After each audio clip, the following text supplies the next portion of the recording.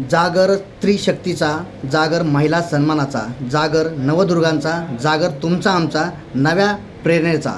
खास नवरात्रीनिमित्त कर्तृत्ववान महिलांसाठी आम्ही घेऊन येत आहोत आगळे वेगळे विचारांचे व्यासपीठ. कौटुंबिक, सामाजिक, राजकीय, आर्थिक, शैक्षणिक या विषयावर खास आपल्यासोबत बातचीत. बीड शहरातील डॉक्टर किरण शिंदे यांचे जिजाऊ हॉस्पिटल आहे. येथे सर्व स्त्रीरोगावर निदान व उपचार केले जातात. येथे संपर्क साधावा. जागर महिला कर्तृत्वाचा या विशेष सत्रामध्ये आपण खास व्यक्तीशी भेटणार आहोत, कारण त्या बीड जिल्ह्यामध्ये एक ज्येष्ठ समाजसेविका म्हणून नावारूपाला आलेल्या यांचं कार्य महाराष्ट्रभर मोठ्या प्रमाणावर आहे अशा असणाऱ्या मनशेताई अशोक तांगडे यांच्याशी आपण खास या सत्रामध्ये बातचीत करणार आहोत. ताई नमस्कार. गेल्या अनेक दिवसापासून आपण समाजसेवेमध्ये काम करत आहात. वेगवेगळ्या महिलांचे प्रश्न लावून धरत राज्य शासनाकडे पाठपुरावा करत त्यांना न्याय मिळवून दिलेला आहे. एकंदरीत आपलं बालपण कसं गेलं, शिक्षण कुठं झालं, कशा पद्धतीने झालं, काय सांगायचं? मुळात माझा जन्म हा एका काय म्हणतात त्याला मध्यमवर्गीय कुटुंबामध्ये झालेला आहे. माझे वडील डॉक्टर, वेटरनरी डॉक्टर होते. आता ते रिटायर आहेत आणि त्या तुलनेने एक म्हणजे काय म्हणतात ना, कुठलीही गोष्टीची कमी नसलेल्या कुटुंबात मी होते. आणि त्याच्यानंतर वेगवेगळ्या ठिकाणी शासकीय नोकरी असल्यामुळे वडिलांची आम्ही वेगवेगळ्या ठिकाणी जायचो, बदल्या व्हायच्या. त्या अनुषंगाने बीड जिल्ह्यामध्ये खूप मोठ्या प्रमाणात आम्ही राहिलो. म्हणजे माझा जन्म मी चकलांब्याला असताना, वडील चकलांब्याला असताना झाला. आष्टी, नेकनूर आणि धारूर, परळी अशा ठिकाणी मी माझं शिक्षण झालेलं आहे.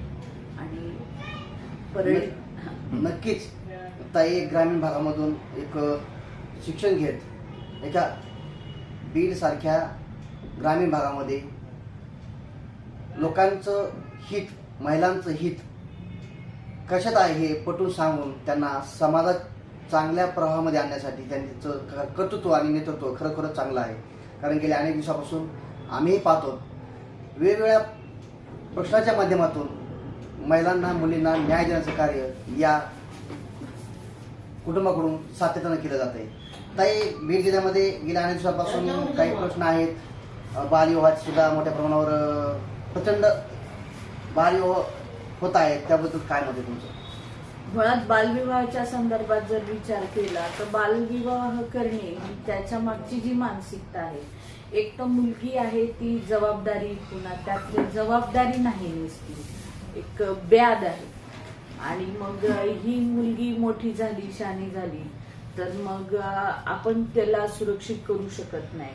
एक तर सामाजिक वातावरण एक त्याला कारणीभूत आहे, दुसरं आई वडिलांची आर्थिक परिस्थिती कारणीभूत आहे, आणि सगळ्यात मोठं कारण आहे ते मुलींकडे दुय्यम दृष्टीने पाहणे आणि त्या संस्कारातून मुलींनाही वाढवणे आणि स्वतःही तसा विचार करणे की मुलीचं लग्न लवकर केलं तर तो जो स्त्रीच्या पावित्र्याचा आणि तिच्या चारित्र्याचा जो संबंध आहे तो क्लिअर होऊन जातो आणि आपली प्रतिष्ठा अबाधित राहते. म्हणून मुलगी शहाणी झाली की लग्न करायचं ना. आता शहाणी होण्याचं वय हे 11 वर्षाच्या आत व्हायला लागलंय वरचीवर. तर इतक्या कमी वयामध्ये मुलगी शहाणी झाली, मग तिचे हाल होतील, तिला संसार कळतो का नाही कळत, ह्या सगळ्या गोष्टीचा विचार न करता फक्त आणि फक्त स्वतःचा, कुटुंबाचा स्वार्थी विचार करून, प्रतिष्ठेचा विचार करून आई वडील आपल्या मुलीचं लग्न लावून जबाबदारीतून मोकळं होतात. त्याचे परिणाम बालविवाह केल्यामुळं काय समाजामध्ये उठतात, दोन्ही कुटुंबातील, एक मुलीकडं आणि मुलाकडं, त्या दोन्ही मुलाच्या आई वडिलांना काय संदेश असेल एकंदरीत? एक तर मुळात असं आहे की बालविवाहाचा कायदा आता खूप स्ट्रिक्ट झालेला आहे, कडक झालेला आहे. आणि त्या अनुषंगाने म्हणजे पाहिजे तेवढा कडक नाही झाला पण झालाय. आणि दुसरा आहे पॉक्सोचा कायदा, जो 18 वर्षाच्या आतल्या मुलीच्या लैंगिक संबंध आले, ज्या पुरुषाशी आले, तो जर 18 वर्षाचा पुढचा असेल आणि आतला आई असला तरी त्याच्यावर पॉक्सो कायद्यानुसार कारवाई होते. तर एक बालविवाह आणि पॉक्सो या दोन्ही गोष्टीतून एक गोष्ट होते की कायद्याचा बडगा ह्या दोन्ही कुटुंबावर बसतो आणि तो खूप भयानक आहे आणि फक्त पण तो बसायला हवा असं माझं मत आहे. आणि दुसरं असं आहे की जसं मुलाला आपण मोठं करतो, शिकवतो, कर्ज पाणी शेत जमीन विकून त्याला चांगल्या शिक्षणाच्या संधी देतो, त्याच पद्धतीने मुलीला पण दिल्या पाहिजे. हुंडा नका देऊ, पण मुलीला शिक्षणाची विकासाची संधी द्या. आणि हे जर नाही झालं तर कायद्याचा एक त्रास आहेच. आणि दुसरा, मुलगी सुखी राहते असं कोण सांगतं? लहान वयात तिच्याकडे आईची जबाबदारी येते, संसाराची जबाबदारी होते, सासरच्या लोकांची मनं सांभाळण्याची जबाबदारी. ते नाही झालं तर हिंसा होते आणि हिंसेच्या मध्ये दोन्ही कुटुंब सुखी राहत नाहीत. तर मुळात वातावरण पूर्ण बदलतं. आणि सगळ्यात मोठं की या लहान वयामध्ये जेव्हा मूल जन्माला येतं तेव्हा ते कुपोषित असण्याची शक्यता दाट असते. म्हणजे तुम्ही जो पुढच्या पिढीमध्ये जन्माला येणारी जी मुलं असणार आहेत ती सुद्धा कमकुवत निर्माण होण्याची शक्यता दाट आहे. तर त्या सगळ्या पातळीवर याच्यात भविष्यच नाही, ते लग्न का करायचं आणि त्याचे परिणाम भोगून सुद्धा ते करावं वाटतं, हे सगळ्यात वाईट आहे. मागच्या काही काळामध्ये तुम्ही ऊसतोड कामगाराच्या महिला आहेत त्यांच्या काही गर्भपिशव्या काढून टाकल्या गेल्या होत्या. त्याच्या मागे एक वेगळं रिझन होतं की गर्भपिशवी काढल्यानंतर बाईला कॅन्सर होत नाही किंवा थोडे काही स्त्री संदर्भामधल्या काही आजार आहेत त्याची भीती दाखवून काही डॉक्टर सुद्धा करत होते. त्याबद्दल आपण सर्वे केला होता, त्याबद्दल काय सांगाल? मुद्दा असा आहे की गर्भपिशव्या काढणं, मुळात गर्भपिशव्याचा आजार झाल्यानंतर त्याला प्रॉपर काउन्सिलिंग, त्याची प्रॉपर ट्रीटमेंट शासकीय आणि खाजगी दवाखान्यातही झाली पाहिजे, हे माझं मत आहे. पण ती ट्रीटमेंट न करता आणि तिचं काउन्सिलिंग न करता, म्हणजे तिला न सांगता की बाई ग तुला आराम करावा लागेल, आराम नाही केला तर हा आजार बरा नाही होणार, तर 1 वर्ष ऊसतोडीत थांबव, दुसऱ्या वर्षी जा. पण हा व्यवस्थित आहार आणि औषध आणि आराम ह्या तिन्ही गोष्टी जरुरी आहेत. पण ऊसतोड कामगारांना आराम कुठला आणि त्यांचं ज्या कामाची पद्धत आहे त्यामुळे गर्भपिशव्यांच्या आजाराचं प्रमाण हे तिथेही वाढलेलं आहे. मुळात लहानपणी लग्न करणं, हायजिनिकचा मुद्दा आणि या सगळ्या लहान वयातच 1.5 वर्षाला 1 लेकरू, वर्षाला 1 लेकरू, 18 वर्षामध्ये कुटुंब नियोजन, ह्या सगळ्या ज्या ऊसतोड कामगार महिलांचे प्रश्न आहेत ह्या सगळ्यांना बघितलं तर लक्षात येतं की आर्थिक फायद्यासाठी बायांना आणि बायाच्या ह्या आरोग्याला वेठीस धरून डॉक्टरांनी सुद्धा माल प्रॅक्टिस केली आणि कॅन्सरची भीती दाखवून केलेली आहे. मुळात कॅन्सरची तपासणी खूप छोटा मुद्दा आहे आणि ती सरकारी दवाखान्यात कुठेही खूप कमी पैशामध्ये होते आणि सरकारी दवाखान्यात तर फ्रीमध्येच होते, पण खाजगी ते फार पैसे नाही लागत जेवढे हे पैसे बाकीच्या गोष्टीसाठी खर्च करायला लावतात डॉक्टर.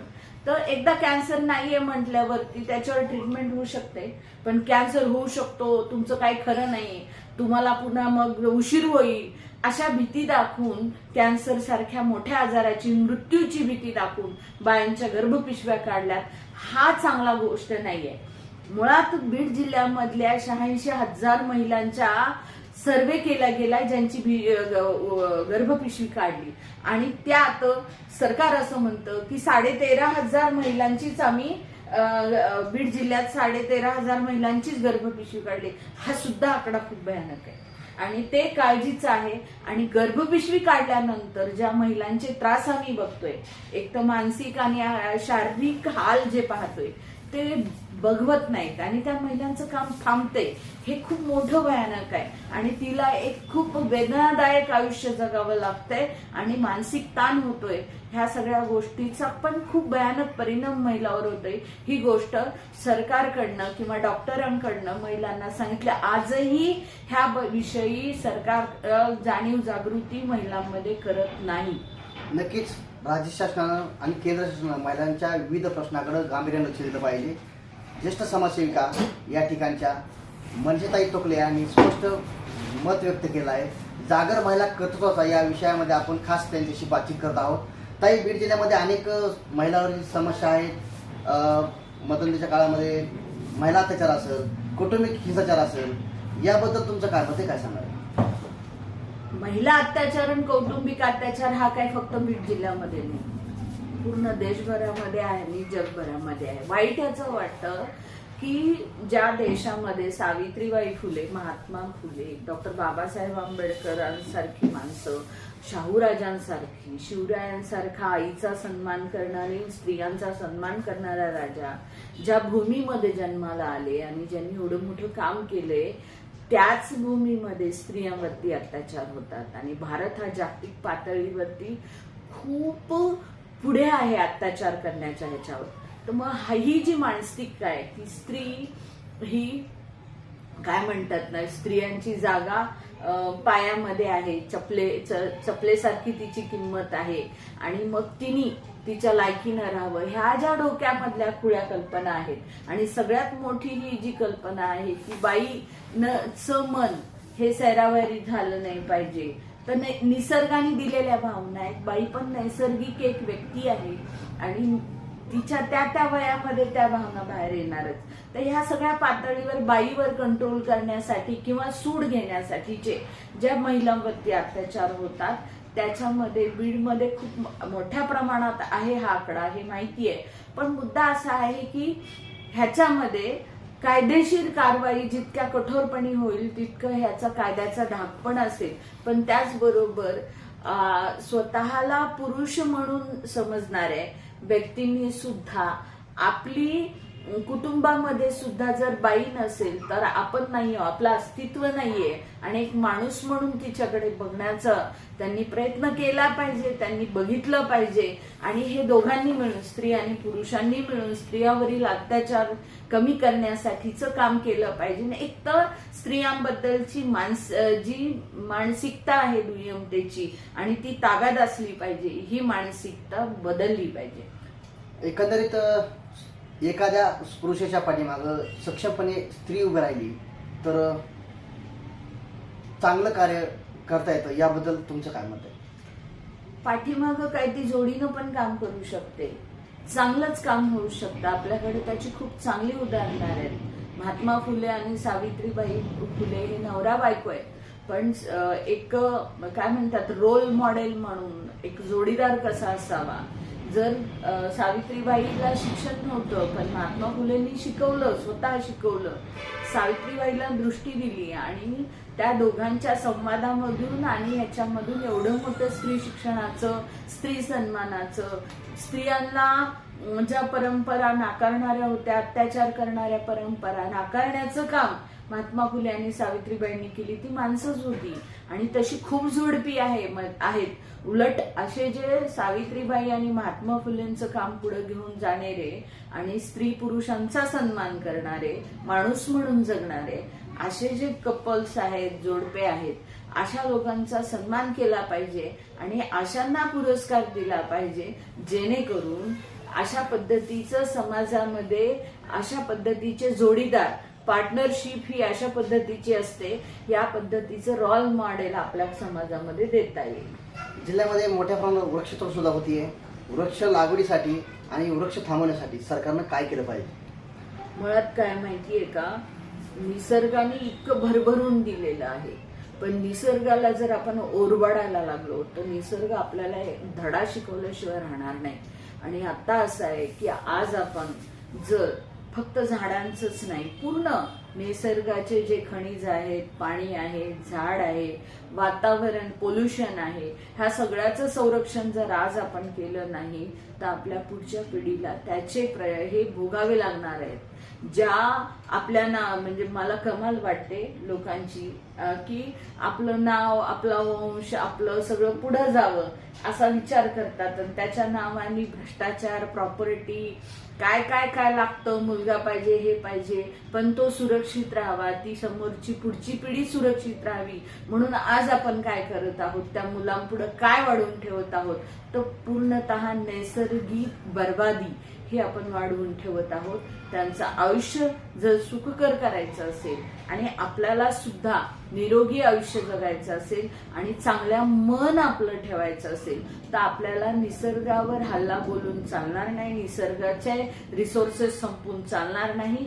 ते निसर्गाला जपावं लागेल आणि सतत सतत नुसते झाडच लावून चालणार नाही. वातावरण सुद्धा शुद्ध ठेवणं हे आपलं काम आहे. पाण्याचं सुद्धा व्यवस्थित वापर करणं, साठवणं हे पण आपलं काम आहे.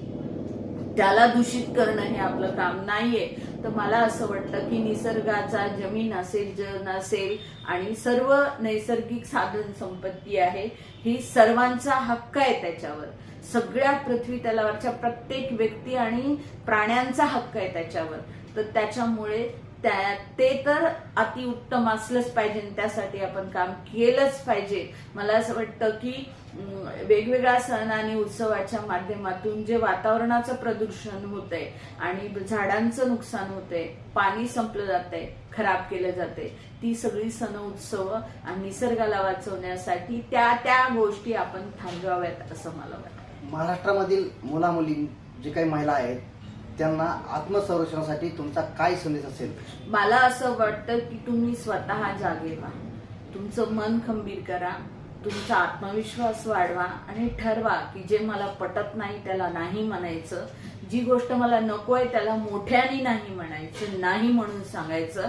आणि तरीही आपल्यावरती लादली जात असेल तर त्याची तक्रार झाली पाहिजे. आणि मुलांसाठी सुद्धा, मुलांनो धोका ओळखा, मी मुलगा आहे, पुरुष आहे म्हणून जर त्याचा गैरफायदा घेण्याचा प्रयत्न केला तर त्याच्यामध्ये नुकसान तुमची आहे, बर्बादी तुमची आहे. ह्या सगळ्या गोष्टी समजून घ्या, नाहीतर तुम्ही इतकी विकृती तयार होईल आणि विकृतपणाचं आयुष्य जगणं हे आनंदाचं आयुष्य नाही, तर ते त्रासाचं, दुःखाचं, वेदनादायक आयुष्य आहे. त्याच्यामुळे मन आणि शरीर हेल्दी ठेवायचं असेल तर एकमेकांचा सन्मान करायला शिका, नातेसंबंधांचा सन्मान करायला शिका आणि स्पेशली बाईचा आणि व्यक्ती म्हणून, तिचा माणूस म्हणून सन्मान करायला जर आपण आणि बाईनी स्वतःचा सुद्धा सन्मान केला पाहिजे.